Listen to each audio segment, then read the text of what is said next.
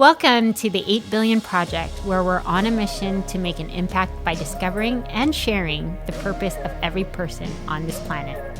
I'm your host, Lisa Florida. Enjoy today's episode.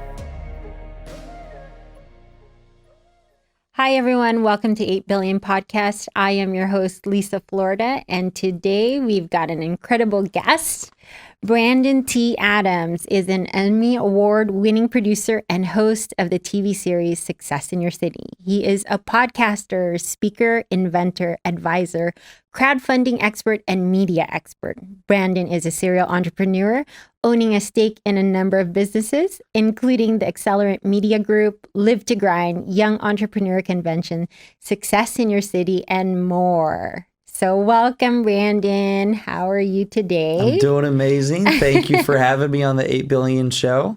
Thanks for actually being a guest on the show. I'm super excited to talk about so many amazing things you've done just this year. So You've launched The Road to Success in September, and then you've also launched Success in Your City. Yes. And you all did that this year. So, Success in Your City technically launched at the end of last year, but it's been more full throttle this year with the book. It's been a crazy launch, but it took 2.5 years before even getting that launch. Like all the work behind the scenes, like it's been cool this year because the book came out, episodes releasing for our show. But we started on this whole process back in 2017. So it's like all the work we did to get to this point, and then now we get to experience the fun of it, you know? Absolutely. It's been quite the journey, but it's cool to see people's reactions from what we created and how it's impacting people. Yes. No. So would you like to take us down the road of how you came up with the concept of Road to Success? Yes. The Road to Success. I'll go back to Success in Your City, how it led to the Road to Success. And it all started on a beach in Puerto Rico. Oh. You've been to Puerto Rico, right? I actually have. Yes, I have been to Puerto Rico. I was thinking about it. Yeah. It's a beautiful place. It's at the time, Samantha and I were just dating. We weren't engaged yet. But we went to Puerto Rico for her birthday. So June 9th, 2017. We're sitting on the beach, and one thing she'll tell you, like, I like to mastermind. Like, we'll brainstorm ideas about goals and everything else. And we happen to have a couple pina coladas, so we're drinking a little bit. Best ideas come from pina coladas or tequila or something like that. And so we're sitting on the beach, and I said, what are we going to do next? And I just got done with a high-level training called MITT. I went through some very deep self-development stuff. And I had this kind of like, I felt like a new person. I was ready for something new. And so I said to Samantha, what are we going to do next? And we're just sitting there brainstorming. And I always had this idea in my head that I wanted to travel the country. Back in 2015, I remember telling somebody, I'm like, I want to live in 12 cities in 12 months. And it was a crazy idea, but it's like, wouldn't you love just live in 12 different cities around the country and just experience life? And so I said, Sam, why don't we live in 12 cities in 12 months? And she first thought like I was crazy. I'm like, well, maybe that would be cool. She thought maybe, and then we have an pina colada, and then let's do that. And then I happened to throw in, why don't we film a TV series on it? Oh, you just threw that one in. And to give you background, like that wasn't my first TV show. I had already done a show called Ambitious Adventures, but the feedback that came from the show was they loved the show. It was a travel entrepreneurship show, but it was me and another guy, two guy co-hosts. And one of the feedback the network said is, man, we'd love if there was a guy and a girl, especially a couple. Like you look at Chip and Joanna Gaines. I'm like, this is a perfect opportunity for my girlfriend and I to go create a TV series and travel the country. So somehow, after a couple more drinks, she was convinced she would do that. And so like most people, they get an idea and then they have a few drinks. They say, we're going to do this. They go home and then nothing happens. Well, we went home back to Florida in the time when we were living there. And we started brainstorming and planning out this trip. So we had a Google Doc and we just said, okay, where do we want to go? And we started looking on the map and we started putting all these cities.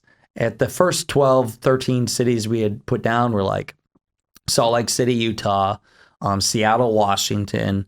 We had Madison, Wisconsin. These are all ones we didn't go to, by the way. Then like Austin, Texas, California, all these different ones. Okay. And so that was a start, putting all these different things down. And then we're starting to think, okay, how are we going to fund this?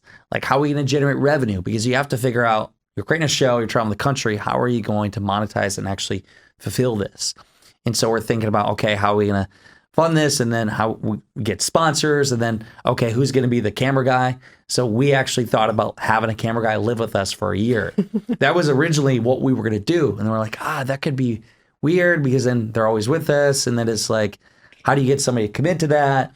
So all these different things. And then, so what we did is we said, okay, we're going to do a mini trip. And we were going to go to some of the cities we had planned for a tour. And we actually did that it was end of September throughout October of 2017. So like 3 months, what is that? So June, July, August, September, 3.5 months after we had on the beach, we actually did a mini trip. Okay. And so we had drove from, at that time, where were we at? It was Iowa we went through Denver, we went all the way to LA. Okay. And then we made our way to Scottsdale and around. And so we were speaking to these different cities, like we were going to different cities speaking about our vision. And at that time, it was actually called Success in the City. We had to change it 5 months later for trademark reasons, but it's called Success in Your City. Okay. But so the whole concept was we're just going to travel the country and help other entrepreneurs in their business. So just a thought for people to know, when you ever go after something, it's not all going to be right at first. Just start throwing stuff out there, brainstorming. And so we were still trying to figure out what was the clarity of what we're going to do. And so then we ended up leaving Iowa, or we had a home in Iowa, and we left our home December 27th of 2017. And that was day one of leaving our home and starting our trip around the country. And so we did this, and we got to our first city, which is Scottsdale, Arizona. Okay.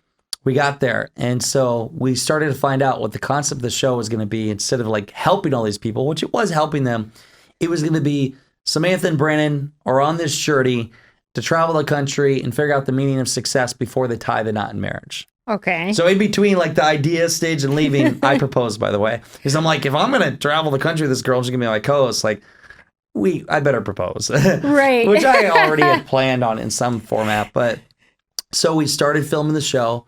We did Scottsdale, Arizona. The first city was with Shea Hillenbrand, the baseball player, who went from two-time All-Star, $20 million in the bank, to leaving the game, buying a zoo, losing everything, living out of his van, and then like having an epiphany and then making his comeback. So we got to learn what success meant to him. And then we went to other cities.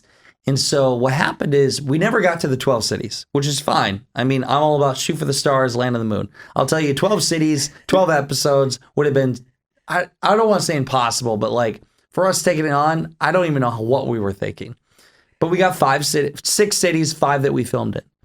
And so we created season 1 of Success in Your City. And so that was the beginning of it. And where the road to success came in is after we filmed this series and experienced all this, and I always knew we'd write a book on the experience, I told Sam, I'm like, we got to write a book on it. So then what we did, usually the book comes first, by the way. Yeah, I was just going to ask you, because I was going to say, did you always know you were going to write a book? Always knew we were going to write a book. I took some notes, which I could find on my computer, like notes I took along the way that were kind of journals and stuff. But I had intended writing throughout the whole year and like having the book by the time the year was done. Never happened. We had so many obstacles and stressful things. I didn't focus on the book. I was focused on the show. So besides a few notes, journals that I had put down, we didn't actually write the book in the year that we traveled. It was a year later, less than a year later, that we're like, okay, we should write a book on this. So then that's when we wrote the book. And so, yeah. This one. Yes, the road to success. How to achieve success in business, life, and love. Yes, absolutely. And this goes way into detail about a lot of your travel adventures and is that an adventure you would call it? An adventure of a lifetime? We share everything. I mean, my wife talks about how she was going through depression for a while. I share how we almost went bankrupt. Like we almost lost everything. I share how the obstacles we had while traveling the country. Everybody thought we had it figured out. We're traveling, we have our own show, we're successful. In reality, we were going through some of the toughest times and I almost wanted to quit. Like I was like thinking to myself, is anybody going to watch this fucking show? Like, is anybody going to watch? And I had no money. I'm putting all my money in the show. I'm like, does anybody care? I think we all as entrepreneurs have those moments in our life where we ask ourselves, does anybody care about our product? Does anybody care about what I'm doing? But what we'll find out is when we do actually push through with something, you eventually see the people that do care. Yes. And it was, so in the book, we made the decision, both of us, her and I, that we felt it was necessary for us to share what really happened. Most books are like, they'll give you obviously all the wins and the successes and try to share all the tips and how you got to achieve your success, which we do share that, but we also share how it is hard. And also we share everything that went wrong. And most people aren't willing to share that, hey, we're filming a show and we almost lost everything. Or, hey, I was dealing with depression during the process, or whatever it may be. And I think that's the part that so many people love about the book, is it's so real and authentic, and so many people can relate to it. Like, we're just real with it. This is what it took. Yeah. I think if more of us did that, share the stories we least wanted to share, the more impact we would have on people. No, absolutely. I saw that. No, and I thank you. And I even told you, I think a few weeks ago, I was like, oh my gosh, I got through that whole chapter where Sam talked about her whole experience in relationships. So Sam, if you're listening to this, I just want to say kudos to you for your bravery and your courage in sharing that. But you guys definitely have to pick up this book because it was absolutely amazing. Shout out to my wife, Sam. She inspires me. I mean, she shared her experiences. People read the book. She shares how she went through a relationship with domestic violence and abuse and everything else. And the reason why she shares that is to let other women know, like showing where she came from and how she was broken at one time. And now, like, she's made a transition and we got this show. We wrote a book together, bestseller, but also she's empowering other women. And it's to inspire other women out there that no matter what you're going through, you can get through it. There is a light at the end of the tunnel. Right. And so her story, I mean, as she shares and people will see here soon on the show, she talks about her whole story. And it was very difficult, as you read in the book. It was hard that week filming for that. Yeah. Because she was sharing everything that happened to her and all these emotions came up. She called off the wedding. She's like, she was pissed at me. She was mad. She's like, we're not getting married. I'm done. But it was just emotions coming up. And it was because of the emotions she shared that she didn't share before about her past. Right. And I found out in life as a video producer and telling stories that the stories we least want to share are the ones we have to share. I feel not only is it therapeutic for the person doing it, but also you're empowering other people, because whatever your story is, I guarantee you there's thousands out there that are going through the same thing you have. And if you can share how you ever overcome it, it can help them overcome it too. Absolutely. Because that's actually the premise of 8 billion, is to show that everyone has a story. And sometimes it's those forks in the roads. It's those decisions that you make that change sometimes the trajectory of where you're going to go. And sometimes you might not even know when you're starting. So like like you were saying, in the beginning, you had some type of premise and mission, but it had to evolve, right? It evolved a lot. A lot. Because, okay, now going back when you guys had so you went to Puerto Rico and you said you had 3 months to prep for this. Like if you read the book, you'll know you didn't how did you get the money to do all of this? And no, I mean, that's the thing. Like when we did this, at first, I'm like, okay, we're going to have sponsors lined up and our budget's going to be this, and we're going to get them ahead of time and it's going to fund this and all that. Well, it didn't happen that way. Like, it's very difficult to get sponsorship for a show that hasn't been shot yet. Okay. Especially if you don't have millions of followers on social media. And it's very difficult. And so what we did is when we did that mini tour before the actual show, we went to these cities and spoke, and that helped find people. And then we actually ended up, we went to the premiere of the movie Think and Grow Rich: A Legacy that I had produced. While there, somebody that was actually in my mastermind had came to the premiere, and we had a conversation, and they said to me, hey, why don't you come to Arizona? It'd be cool if you came here and featured, filmed here for the show. We'll do a dinner meeting and introduce you to our network in town. It was a network of real estate agents. And so literally less than a week later, we drove to Arizona, and I spoke in front of about 40 people and shared our vision. I said, if anybody like involved as a sponsor, let me know. That dinner meeting led to the sponsorship for the first episode. Wow. So that was how we funded the first one. So like we were like just getting as we went, and beyond me also funding as we went too. So that's how we started off first. And then every city was different. Like it was different obstacles, different. And it ended up coming down to like me just really being the number one sponsor. But it was worth it. I mean, I wouldn't have it any other way. It was definitely like we were jumping out of the plane and I was putting together the parachute as we went the whole time. So because you're an amazing crowdfunder, and Yes. I've had many conversations with you about how crowdfunding is a good skill, like a skill set of yours. Did you not know? I mean, obviously, when you read the book, you'll learn of Brandon and Sam's challenges sometimes, right? Did you know it was was this venture, were you learning how hard it was to crowdfund? To do along the way? Yes. Yeah. So like you think of crowdfunding, so you can put up a video on a page like a Kickstarter or Indiegogo page, and you create a crowdfunding page. And I have done that for a show I did called Ambitious Adventurers. And so for this one, I didn't do that, but technically I was crowdfunding. Crowdfunding is raising money from a crowd. Right. So it's no different than like pre-selling a product or sponsorship or whatever. And so I thought I could raise money easier than I did. But the difficult thing was, again, that it was a concept that wasn't proven. We had the idea for a show, but yeah, it wasn't proven. And it wasn't until the second episode that we filmed that we really understood what the show was. So we were trying to figure it out. But when we edited it, we made it all synchronized and it turned out well. But really, it took a couple episodes before we realized, okay, this is actually what the show is about.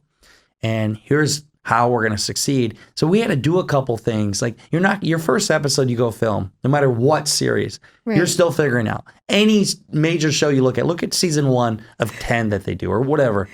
They were just trying to figure things out. They were putting things out there to see if it worked.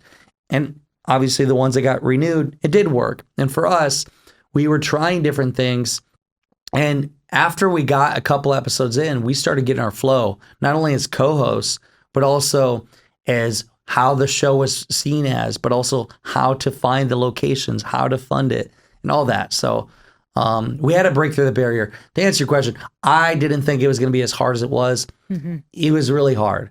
It was difficult, but any great thing is going to be hard. So right. We learned a lot. Well, no, I feel like I know Sam because I read this book. But was it hard to convince her in the beginning, like without like having all of this money to actually go on this 12-city tour? Oh yeah, I mean, I told her we would always have it figured out, and I always believed that in my mind. But then once I said that, all these things hit me. Like I had to buy a business partner. I had an event that went wrong. Like I lost all this money in different. Because I had a business in the background while doing this, but I was fully committed to this.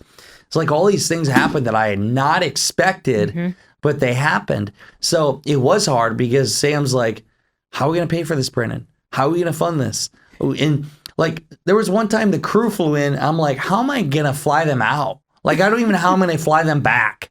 It was so crazy. But I kept doing it. Even my editor, Carlos, he said, Brandon, I don't know how you do it. He's like, You bring us together, we go in, and we have no idea how we're going to pull it off. But then we pull it off, and you somehow pull it all off. Right. I don't know how you do it. But I'm all about just go after it and put a bunch of good people together and figure it out. Right. And that's what we did. And there was many times that she said, I'm done. This is the last episode. Like after the second one, when we got to the second episode, before we even filmed it, she wanted to fly home because we were at the lowest moment. And then once we got through a couple more, she's like, I'm done. And then we finally finished it. And she's great on camera. Like she's better than me. Absolutely. But not better than, I'm not, you know what I'm talking about. She's great on camera. She just doesn't care for it. I love being on front of the camera, but she's a natural. And so it's just interesting. And now it's fun because we can relive the moments by going back and watching the show. Right. So. At which point did you know like you weren't going to make it to all 12 cities? Okay, we knew by the time we got to the second city and got through it. So we had filmed episode 1 in January, and then the February and March we worked on episode 2, and we filmed the first week in April for episode 2. At that point, we realized 12 cities wasn't going to happen. We were going to go for 6 to 8. Right. And so, but then after we got going, we came to the realization, you know what, it's going to be 5, because what we wanted to do is the last city. So we had our wedding that year. Right. I was going to say. So we're planning our wedding, by the way, and doing the show. And Nashville is where we were going to get married. So we just said, okay, we get married on October 13th. And so that of 2018. And we lived in Nashville September, then in October. And we said, after we film this, what we'll do is the finale of the show will be our wedding. And so that's when so what was cool is the last part of shooting for the show was on our wedding night. So so then it was such a relief because we got married, we pulled off the wedding, we filmed the finale of the show, the family, the crew was there, executive producer, all this. And then that night was like the biggest relief. It's like, oh my God, we just pulled off filming season 1. We got married in the same year. We pulled this all off somehow. We're still together. And here we are. Married. Yeah. So and that's why we just like, okay, and we settled. Like at first Sam was like, oh my God, like we let everybody down. We told them 12 cities and we're only going to get this many. I'm like, who cares? I'm like, nobody thinks about that. I'm always about shoot for the stars, land on the moon. 12 cities is very ambitious. Yes. The fact that we got 5 episodes, 5 cities, lived in 6, like most people think we're nuts because not only did we do that, but we sold our house that year. We got married. We sold everything we owned. We went through hardship. Like we did all this in 10 months. I know. So it's unthinkable. So nobody talks, oh, you didn't get your 12 cities. Like nobody even thinks about that. Right. No, it's, I was finishing up the book and you're talking about like in the end of Road to Success, I think it was just a synopsis.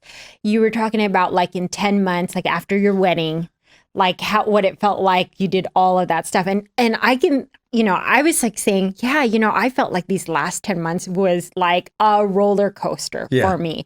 And the emotions probably that are going through you and Sam at the time.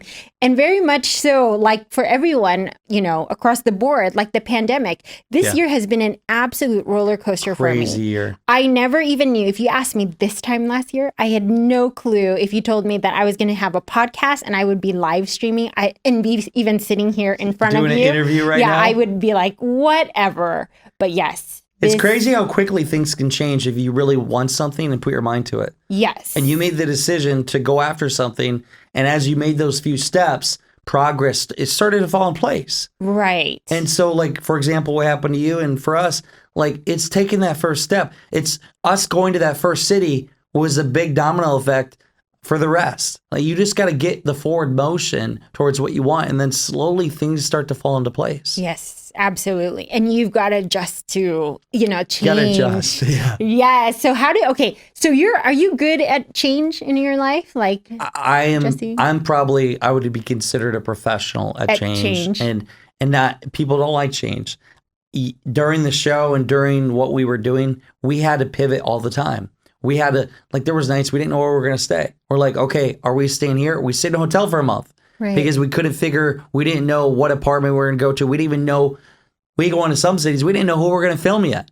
Right. And so we had to be ready constantly for change and open to new ideas. And that's not easy. But like for me, I was open to doing whatever it took. What was hard is, I'm crazy. I'm not right in the mind sometimes. But my wife, Samantha, it was difficult because she's not used to that. And she needs more clarity on what we're going to do and a plan. For me, I was like, just go, do this, do that. Okay, we got to make a change. We got to go here. And so the hard thing with our relationship was balancing. For her, that was crazy. For me, like that was normal.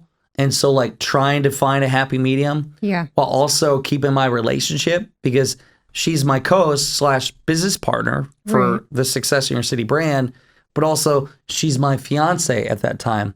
So it's like I wanted to push her as a business partner and a co-host to be the best her, especially when she said she was done or whatever. I'm not going to do that. But like, for example, she didn't at first want to share her story about what happened to her. Right. And I told her, I'm like, you know how many people you could help? And I knew it would also help her too. And so like, there was times where I felt like, man, am I a bad fiance? Like I'm telling her to do this, but I also want to make the best show, but I love my fiance. It was hard. So it's like, I was constantly questioning myself in my head.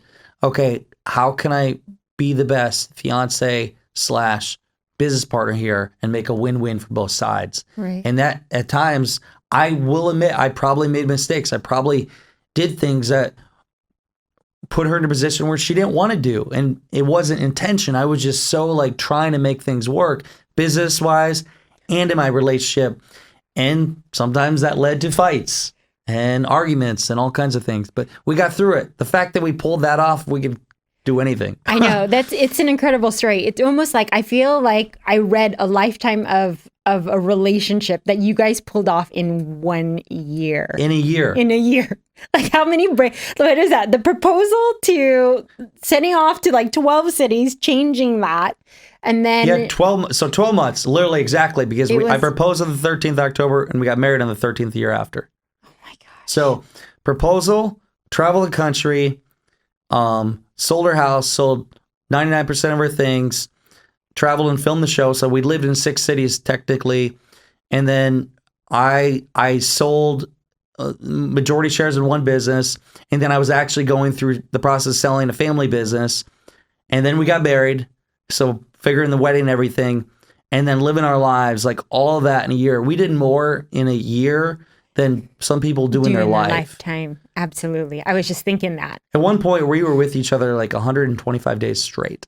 Oh. Well, every day. And not just with each other. We're in the same hotel room, apartment. Like we were with each other all the time. Was that like anything that you didn't put in the book or in the show? You want to share one thing? Yeah. I mean, I drove her nuts a little bit, but we went to a lot of coffee shops. We did a lot of different things. I mean, trying to think of things that I didn't put in there. I mean, we were just with each other so much. And I'll say this, we all need our own thing. Like we all need our own thing to focus on. And I kept trying to push her to be this thing. And she was a personal trainer before that. Now she is too. But like the show was mainly to support me. Right. She wanted to be there for me. And yeah, she liked things but not like me. It was more to help really kind of be a part of the mission that I wanted to create. And she became a bigger part of that, and I couldn't have done it without her. So I guess a lesson to take away for anybody is in a relationship, you need to allow your partner to have their own thing and let them have their own freedom to do their own thing. And don't try to like tell them what they need to do. Be there for advice and feedback and give them your thoughts, but don't be like, hey, you have to do this. Let them decide. You know? Yeah. And that was my problem. I was always trying to, early on in our relationship, push her that you need to do this, you need that. It was my coaching, like business mindset. Right.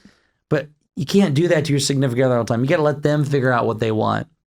And yeah, so that was like what I did during the show. I was like, business-wise, I'm like, she's like, let's have a date where I'm not your business partner, you're not coaching me. We're a couple. Right. And that was tough for me because all I want to do is talk about the show. Always. We would go out. All I want to do is talk about what we could do for the show. Yeah, I know. I read many of it and how you pitched it so many times and talked to everyone. And even sometimes the reactions of, oh, what network picked it up? What network picked it up? And we had none. And and it pissed me off. I was just like, we'd go to a hotel. Oh, what network? Like, oh, you got another YouTube show or something. I'm like, and that hurt because it's like, I had my heart and soul into this. And they're just saying, no, you just have another YouTube show or something. It's like, dude, we have a full out crew.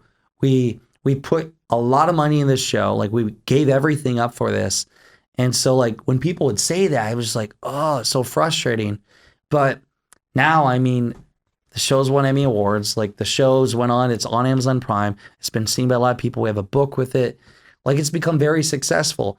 And so when I look back at the moments, they're like, oh, what network picked it up or whatever it was, it always pissed me off. But now I can say, here's where it's at. Right. You know? An Emmy Award winning show. Yeah, that has a good ring to it, doesn't it? Well, you mentioned though you had you gave a lesson about relationship. What was your biggest personal development lesson between road to success and success in your city? What would you say for you your biggest growth was, or the big lesson for relationship wise? Well, you mentioned the relationship, right? For you personally, what was your biggest growth in it? You know, even my director said this, Sean. He said, he's like, you've changed. Mm-hmm. He said, you used to be all about, it was like BTA, like pushing to show, look at me on camera and all this stuff, and really up in the front, which I was. But I really became laid back. I think after experiencing all these stories and going through what we went through, hell, almost losing everything, it humbled me. And it made me realize that, man, we're just humans here. Like, we're just humans, and whether you're a billionaire or you're homeless or an athlete, whoever you are, we're all humans that are just trying to figure out this thing in life while we're on this planet surrounded in the planet and the galaxy. Like, we're just all trying to figure this out. And I think that just kind of made me look at life and like, I don't need to prove shit to anybody. Mm-hmm. I just need to do what I really want to do here. Mm-hmm. And as long as I have a good heart and mind and enjoying life, I'm a success. And so, yeah, it completely made me look at life differently and how I approach things, and in terms of just being kind of free-spirited with it and doing what I believe is right, and not having to always be front and center. Like when we filmed the 4th episode, I wasn't in much of it. It was my wife. It was all about her story. And I was kind of behind the scenes. And and that didn't bother me. It was like, I want to tell these stories. It wasn't about me. It was about the people's stories that we were sharing. And so that was powerful. It definitely changed me. It made me into a different person. And it also wasn't always about the money, because I used to be just about the buck, trying to get cash, figuring out how I can generate more revenue. But then it became about just doing the best I could do. And yes, providing massive value to others. And yes, making money, but doing it in a way that wasn't just about the buck. Right. And so not agenda. Like I when I work at things now, it's got to be part of my vision, a contribution. It has to be helping others, but also somebody can't just be like, hey, can I hire you for this and offer me a bunch of money? That doesn't mean anything to me. Right. It has to fit in my box. And that's a freeing thing, being able to say that you can do that. And so I'm grateful. I had to go through that experience to come to that where I'm at today with that. And ultimately more money came. Right. No, it's very true. Actually, it's interesting that you mentioned that. I had just done another podcast just a couple of days ago with a documentary filmmaker, and he is actually going to be nominated. Well, he is nominated for the Manhattan Film Festival for a documentary that he did. But I read on there a post that he had just posted this last Monday, and he was saying that he used to relish, and it's not exactly verbatim, and if you want to, you could always reference to that last podcast, but he was just saying that he would take every opportunity to be in front of the camera now, before. Yeah. And now that he's gone through just so much, he's okay stepping back behind the camera and allowing the space for people to have the spotlight. And he's saying that even in some cases where he has some offers of, like getting, some projects, he passes it on to other people whom he knows that could probably use it. Yeah. And so it's true that oftentimes once you follow your passion and purpose, that in the initial stages, what might seem to be more of like what you're pursuing it because of money, when you really pursue it with a genuine heart and other things, the money just comes in. Isn't that interesting? It does. I mean, you having a good heart and really passionate behind it, but also doing the work. It's funny how things work. It's people can sense that you really want to help them, and it's not just the agenda. They just want something from you. And when you come from a place of contribution, and more comes to you, right? It really does, and it's hard to explain. I don't know. It's until you experience it and know like what I'm talking about, you won't really know. Yes. But it's really just coming from a place of contribution and not expecting something. Like when I go into a room, I see how I can help people, and it's not, hey, I'm going to this room and who can I get money from? Right. It's how can I help this person? And ultimately, I know at the end, in some format, we'll probably both make money together in some way. But I'm not going in just how can I make money from that person? I don't just dollar signs. Right. And that's a bad way to look at life. It is but sometimes you have to experience it because you don't know any better, right? Mm-hmm. And you're often, we're often taught, like in culture and society, right? You go to school, you get a degree, you go get a job, you try and be as successful as you can. And oftentimes that's defined by money. And when I stopped doing that work, I was defining myself through the successes in terms of like how much money was being made. That's really where all the magic started to happen. When I started being of service to other people and thinking of things that were beyond myself is like when all doors Everything opened changed up. for you then. Yeah, it was a paradigm shift. It's crazy how that just small little mindset, like thought process in terms of how you look at things changes everything. Right. No, absolutely. There was a conversation that I had with our executive producer, Jeff Hoffman, and it was after we filmed the Boston episode, which by the way, we got into Boston on day 1, and then by day 30, we left. And we had not only, when we went to Boston, we had no idea what we're going to do, anything. But in 30 days, we found how we're going to shoot the city. We flew in a crew, filmed it and everything in 30 days. Like, it was unthinkable what we did. And so when before going to Boston, we stopped and saw our executive producer, Jeff Hoffman, for breakfast. Mm-hmm. And then after we got done, 30 days later, we stopped and had breakfast. And I'll never forget what he said to me. It changed me forever in how I look at life and business and everything. Salmon went to the bathroom, and it's just him and I. And he said, Brandon, that right there, don't ever lose sight of her. That is success. Mm. He said that no money can buy that. He said, I have multi-billionaire friends who their kids don't talk to them. They're unhappy. They're trying to buy the next biggest boat. He said, there's not a day that goes by that somebody doesn't ask me for money. And he says, I don't know if somebody likes me for me and my personality or likes me because of my money.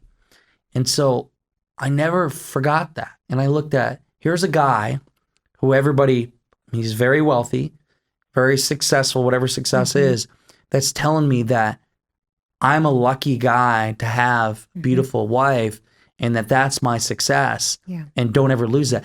And I thought about, I'm like, wow, I'm seeing a different perspective from a guy that in the whole world would see, well, he's got all this money, and he's happy, but he's just sharing out all these people. Not everybody's happy just because they have the money. Right. And so that made me realize, like, I need to really appreciate the things I have. So many people, they take what they have for granted. Maybe their significant other, the roof over their head, the opportunities they have in business. Heck, when they start making more money, all they do is want more. And they never stop to realize, wow, I have what I was dreaming to have 5 years ago. Right. And so it's the little things that we got to acknowledge and express gratitude towards. And when we do that, for one, we're happier people. Mm-hmm. We do end up achieving more, but we enjoy the process instead of always on this hamster wheel of success, goal, success, milestone, keep going, and then never actually fulfilling something in us. And so that changed how I looked at everything. And that made me do is, for one, really value my relationship with my wife, but also value humans. Yes. In terms of who I'm with and how I treat them. And that's important. Relationships is ultimately what success is. People, what do they want? They want to feel like they're a part of a society. They want relationships. Absolutely. It's the human connection. Human connection is humans. What do we need? We need a roof over our head, clothing. We need food to survive. We want human connection and love. And ultimately, that's what we're all here striving for. Right. But with society and how we view things, social media, we feel like we need the accolades, we need the fame, we need the money. Right. Those are all things you can get. But really, these are the things we're really striving for, is having that love, having those connections, having those experiences. Yes. No, I just wanted to say, though, it's interesting. Jeff was right, because I was actually finishing the book last night. But of course, I'm in real estate, but I was having my fair share of issues with a real estate transaction that I was having. But I said, okay, to get my mind off it, I'm going to finish up reading the book because I'm going to be interviewing Brandon. And I came across the chapter where you wrote your vows. And it was crazy. And it could have been, a lot of things that were going on. But I read your vows and I started bawling. I was like, I really started bawling because I thought it was really sweet, but it was true. It was just like, in the end, it was a compilation of experiences, right? This whole journey you went on, the road to success and success in your city. In the end, when you just look at it as a whole, it's life, even in general, is a compilation of experiences that you have with so many different human beings. And it's your ability to, just like what you're saying, love one another, treat each other well, like have compassion for each other. Those are the biggest key markers in life that I say. That's exactly why I'm doing 8 billion. And so I'm so glad that you actually pointed that out in here. Or here and in the conversation with us. Yeah. I mean, for what you're doing with 8 billion is amazing. Like, it's in a way, it's the same mission of what I'm doing, we're all doing, is impacting others. And if people just realize that it's experiences, like, and I'm glad you brought that up, bringing up my vows. I'm like, I need to read that again, what I said, because I did write them out. But looking at life, what do we remember? We look back at the times that we experienced and think about when we were in that moment, we didn't really think too much about it. But then time goes by, like, oh, remember that time when we did that, and we cherish it so much. If we can learn to live in the moment and the journey and enjoy those experiences, and ultimately that's what we want as humans. We want experiences.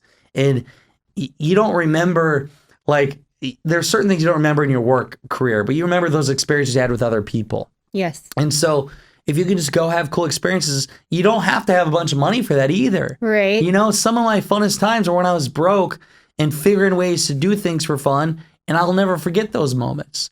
So have fun experiences, do things outside the box, and do it with cool people. Yes, absolutely. Yes. Because now you are my coach for the next 90 days in the Yes, Success that's Challenge. Because I remember you're like, I wanted to be a coach. I was coaching Sam and all this kind of stuff. And I was like, yep, you're a really great coach. So for the next 90 days, everyone, Brandon is going to be my coach amongst my other, along with my other teammates. So it's been an amazing experience. We're about 2 weeks in.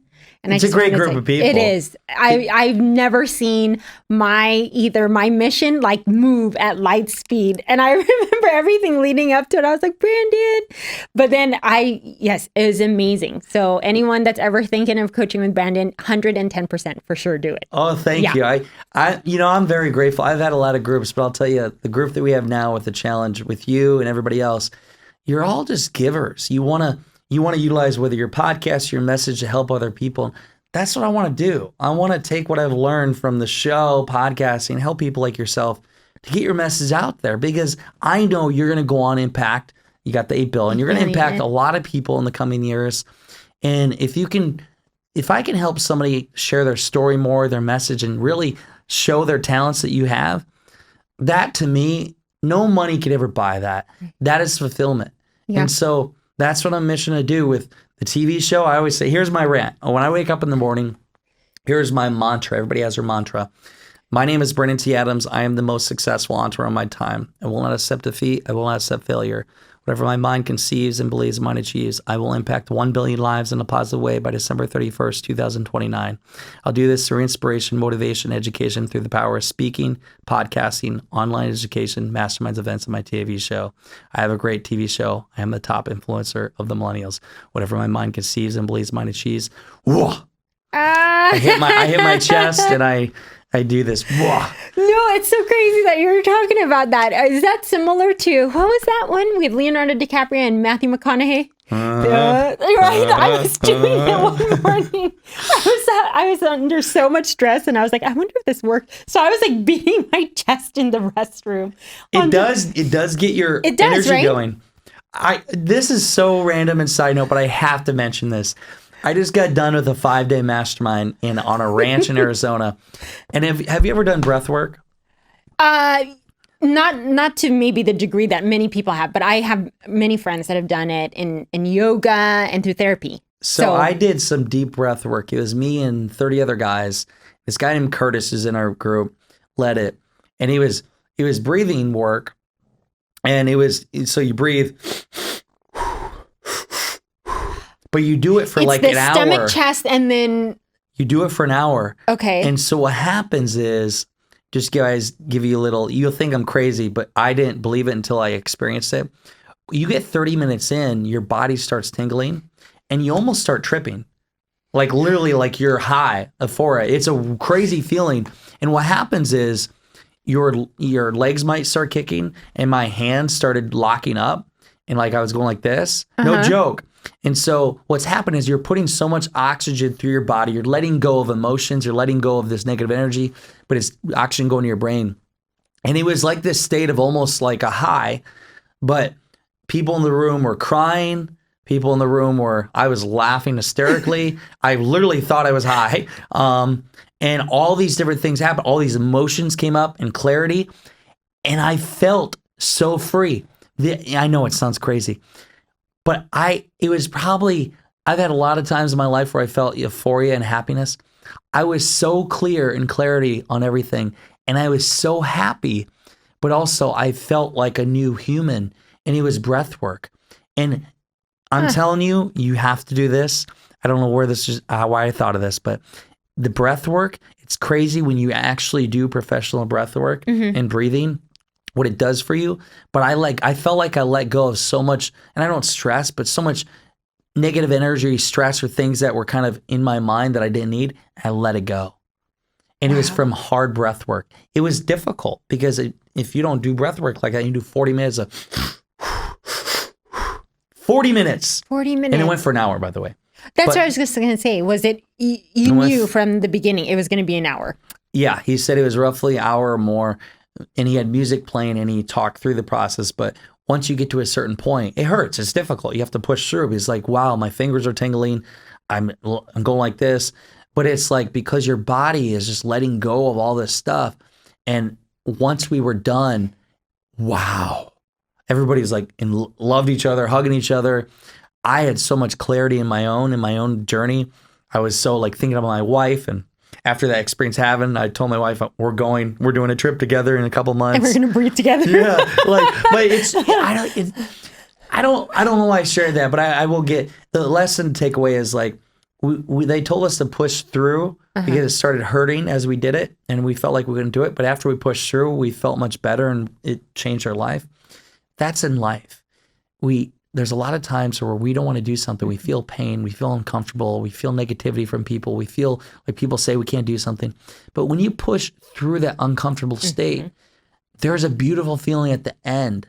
And so that's how I look at life. Yes. Do things that scare you. Go out of your comfort zone. That trip around the country scared the hell out of me at first. When we sold our house and I left and I realized we have no home to go back to, that scared me. But I did it.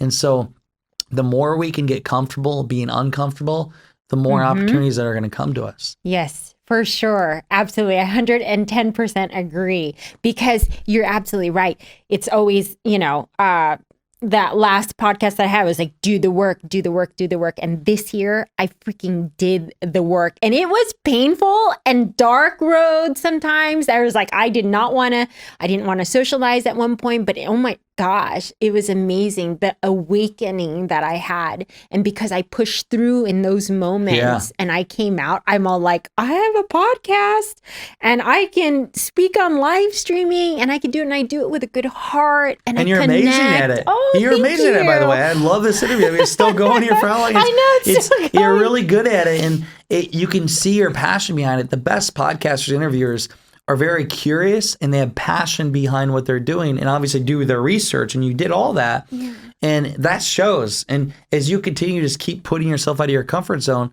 the better you're going to become with everything that you do. No, thank you. Because I have to admit, I was kind of nervous when we first started this, but I was just like, I think I have this. Yeah. And I was like, just stay engaged, genuinely ask questions of like interest, and then just let the conversation like flow, which is true, right? And here we are. Here we are. 45 minutes into whatever it is. Oh my gosh. We're laughing and all this kind of stuff. But okay, let's go to maybe some of the lighter moments before we, reason why you wear black. The reason why I wear black is because I've been doing it for 2.5 years. I don't have to think about what I'm going to wear. I got it from Steve Jobs. They haven't met Steve Jobs, but like his whole thing in Zuckerberg, they wore the same shirt every day because they didn't have to think about what they had to wear, and you actually waste brain power when you're thinking about what you have to wear. And I remember I'd always wear a suit or something else. So one day I made the decision I'm going to wear black every day, and I have 20 pairs of a black t-shirt from Express, 15 pairs of black jeans from Express, and I have my black coat, and that's what I wear every single day, and it's life-changing. It's life-changing. It's life-changing. So how long have you been doing it? 2 years? 2.5 years. 2.5 years. And yeah, 2 years. I started doing it during the show. Was that when you guys like put everything together and put them in trash bags and donated whatever? That's yeah. Part of it? So we went through a house and I literally found I got rid of everything. Like we were taking pictures off the wall. We were giving bags away to Goodwill. We got rid of a majority of our clothes that we didn't need. And I just made the commitment, hey, I'm just going to wear black moving forward. Yeah. It makes life so much easier. And yes, I wear different shirts. Like these aren't the same one every day. I switch out my people are like, oh, you wore that shirt again? But no, it is life changing. You could get away with wearing it a few times. Nobody knows.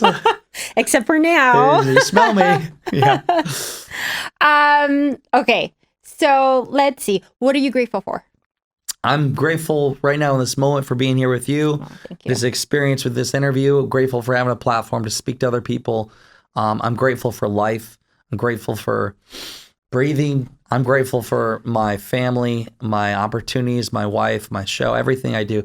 I'm grateful for everything I have. I really am. It's if somebody came in here and shot me today and I'm dead, I will say good? I lived my life. You're good. I'm good. What are you excited about? I'm excited about just keep moving forward with what we're doing with our show and our book. Keep pushing that. I'm advising some really good companies. I enjoy working with different companies. And then I guess another excitement is after we get our show out and everything we're doing here, I am doing a spinoff for my own show, which will happen. When I start talking about things, that's what I'm starting to build it in my subconscious. And so that's something I'm going to start working on come 2021. Nice. Okay, hold on. Let me think. I've got to ask some really good questions. You got some good ones, yes. I do. What was the biggest takeaway for 2020? Biggest takeaway is connection with humans. Mm-hmm. I'd say that's one. Like once COVID hit and everything and we're locked down, I went from speaking around the country to no speaking besides virtually. I went home more than I usually do. I spent time with family, connected deeper with my wife. And a lot of opportunities came, and I guess making pivots. Like when you have things that don't go your way, you got to figure out how to make a pivot. And I did that. And so we should always be willing to change, make pivots. You have to, even more so in technology advances. If you're not learning to make pivots and making change, you're going to be on the bottom of the totem pole. As sad as that is, you got to make change. We got to constantly adapt. Yeah, no kidding. Because that was the biggest thing I was worried about for 2020. When we were going all virtual between Zoom and all of those meetings, I was like, what about the human experience? Yeah. You know? I was like, don't get me wrong. I loved every moment that I got to spend with my son, but I was just like, well, what if this is our life? And then we just, we're going to be here. Yeah. At least we have like Acumen. yeah, exactly. Shout out to Acumen, one of the companies I do advise, and she's a part of as well as Acumen, changing the way that we educate in a phone as a projector, which is pretty epic, by the way. Yes, super excited about that. Big shout out to Awesome. Shout out to Awesome. Okay, what else? It's all about asking the right questions, right? Yeah. Okay. Of your many gifts and talents, which one would you say is your strongest skill set? Yeah, I would say a combination of communication and building trust and a connection with other humans. I'm really good at building a trust relationship with somebody and a real, authentic relationship. And how do you do that? You do that by asking the right questions and finding ways to help other people. Absolutely. It's simple things. Like it was funny. I was at a meeting today, and it was with Awesome with Acumen, and a couple other guys came, and one I hadn't met before. And we got talking, and it's like kind of a simple like kind of conversation. You don't know this person, but then I asked a couple questions. I usually ask where they're originally from.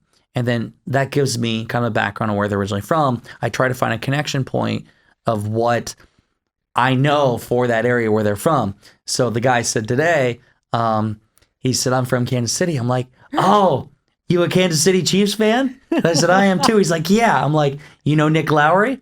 He said, oh my God, yeah. Nick Lowry is my friend. I opened up the book. He wrote a testimonial in our book. Nick Lowry's called Nick the Kick. He's an NFL Hall of Famer. Oh, that's one of the right. greatest kickers of all time. And so we had a connection there. We both were Chiefs fans. I shared an example of this legend who I was friends with. But I guess the lesson there is if you want to really build a connection, ask the right questions. Where were they from? What did they do in their background as a child? Because then you can find common ground between you where you both can relate on something that has nothing to do with business. Yeah. And so that's what I'm always trying to do. And I really just want to learn from somebody and connect. And when you have that like high five and pound, like for a new person you just met, you have a connection that's real. And then it's not like this different conversation. It's a conversation with somebody that you're actually connecting with. Right. No, absolutely. So I'm good at connecting with people. Yes. No, I would say I think that's why like live streaming and podcasting came natural for me. Because it would be the same questions that I'd probably genuinely ask if I was in a conversation with anyone. Right now it's just being recorded and broadcasted around. So that's the power of video. That's why everybody should be doing it. Absolutely. And you should have Brandon as a coach. Yeah, exactly. Have Brandon teach you. So what can we look forward to seeing from Brandon in 2021? It's 2021. Let's get through this damn 2020. And 2021, really excited. I'm launching, I'm actually be filming here in studio. I'm launching a 90-day challenge. It's a do-it-yourself, not one-on-one. I'm going and launching that. So I want to help hundreds of people because I can't have so much one-on-one time, but it's a way for me to help more people. I can create something once and help other people. I'm doing that. Going to keep pushing the book, pushing the show.